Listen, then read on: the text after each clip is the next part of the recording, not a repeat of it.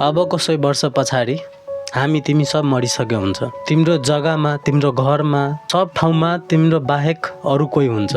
तिम्रो motorcycle, car जति कुराहरू छ सब कचरा भइसके हुन्छ, कबार भइसके हुन्छ। Everything you are working hard to build will be gone. कसैलाई केही दिएको, कसैसँग केही लिएको सब बिर्सिहाल्छ अनि तिम्रो नाम हराउँछ।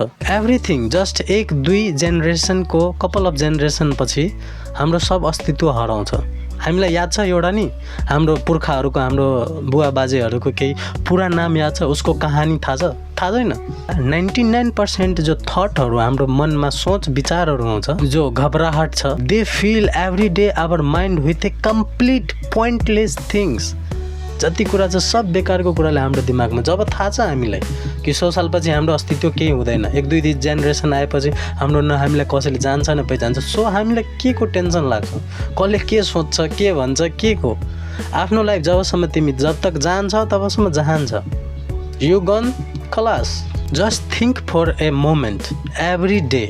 जब हामी सम्झिन्छ कि एक्चुअलमा नथिङ एभर म्याटर, केही मायने राख्दैन, अवेरनेस हुनु जरुरी छ। ट्रुली माइन्डमा आफ्नो लाइफ जियो।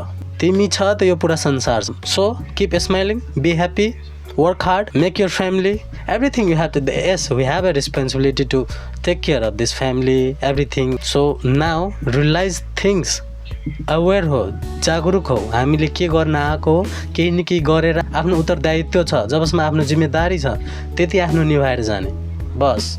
बादमा कि जे हुन्छ 1-2 जेनेरेसन पछि बस सकिहाल्छ। So, keep smiling, be healthy, eat healthy, work hard, be happy.